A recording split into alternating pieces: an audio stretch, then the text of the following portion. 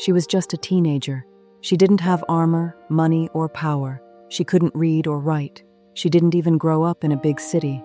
But somehow, this young girl, barely old enough to be called a woman, stood in front of kings, led thousands of soldiers, and helped turn the tide of a war that had gone on for nearly 100 years. Her name was Joan of Arc, and no matter how wild her story might sound, it's all true. Joan was born in a small village in France called Domremy, around the year 1412. Her family was poor. Her dad was a farmer, and they lived in a tiny house with animals, fields, and not much else. Life wasn't easy, and war was always close. France and England had been fighting in the 100 Years' War for a long time, so long, in fact, that most people alive had never known a time without battles, burned towns, or soldiers marching through villages. From the time Joan was little, she heard about how bad things were for France. The English had taken over huge parts of the country, and even the French crown was in trouble. The people were tired, scared, and losing hope. But Joan never lost hope. Even as a kid, she had something different inside her. She believed things could get better. She believed someone had to step up and fight for what was right. And then something happened that changed everything. When Joan was about 13 years old, she said she started hearing voices. Not scary voices, gentle ones, kind ones. She believed they were from heaven, sent by saints like Michael, Catherine, and Margaret. These voices didn't just comfort her. They gave her a mission. They told her she had been chosen to help save France. At first, it sounded impossible. She was just a girl. She didn't even know how to ride a horse yet. But the voices kept coming, and over time, she started to believe them. By the time she was 16, Joan knew what she had to do. She left home, went to the nearest town, and asked to be taken to the French prince, Charles, who still hadn't been crowned king. People thought she was crazy. A teenage girl wanting to talk to royalty, wanting to fight in a war. Most people laughed at her or turned her away. But Joan didn't give up. She kept asking, kept showing up. And finally, someone agreed to send her to see Charles. When she walked into the court, no one expected much. She was a farm girl in a dress, surrounded by nobles in silk and gold. But something about her was different. She was calm, confident, like she already knew what she was there to do.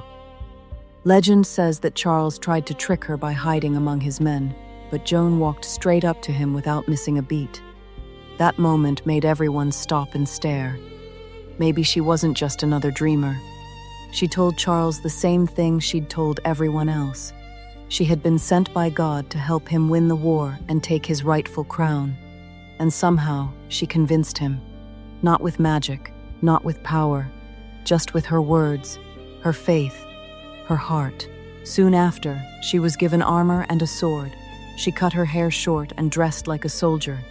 At 17 years old, Joan of Arc joined the army, not as a nurse or helper, but as a leader. That had never happened before. No one could believe it. A teenage girl leading grown men into battle.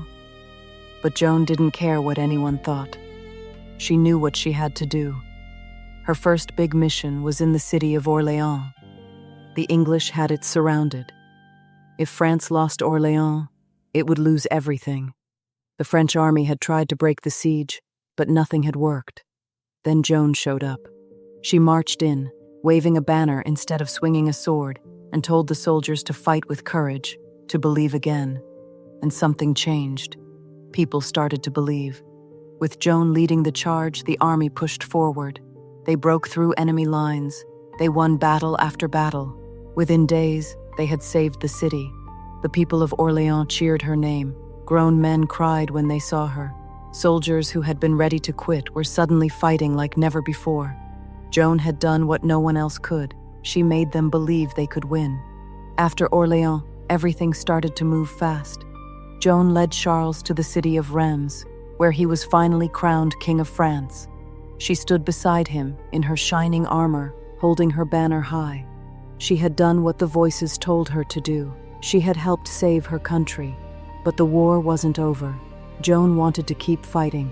She begged King Charles to chase the English out of France for good, but the king and his advisors weren't so sure. They had what they wanted, his crown.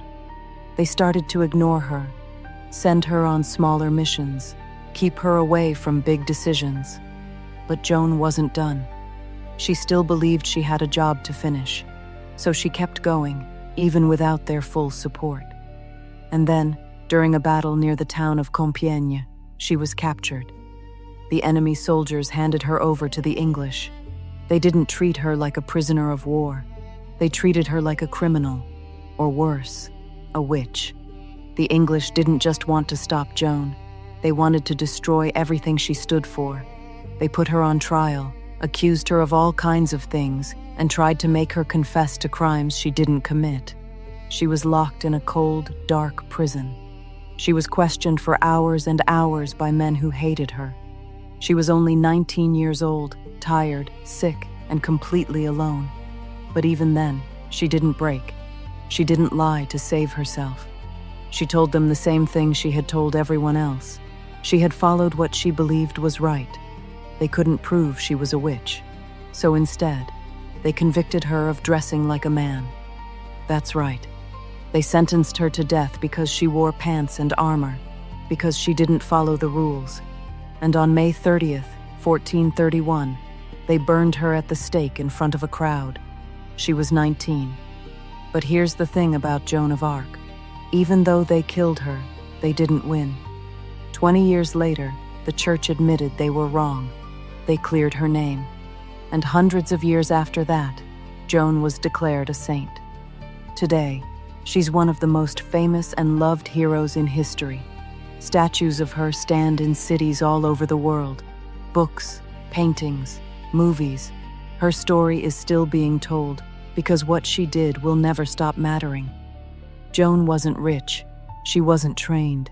She didn't have fancy schools or powerful friends, but she believed in something bigger than herself. She believed in her country, in her faith, and in her purpose. And that belief made her unstoppable. She showed the world that courage doesn't come from age or strength or titles. It comes from your heart, from standing up when no one else will, from doing what's right, even when it's scary. Joan of Arc didn't just lead an army. She lit a fire in a country that was almost broken. She proved that one girl can change the course of history. She did it.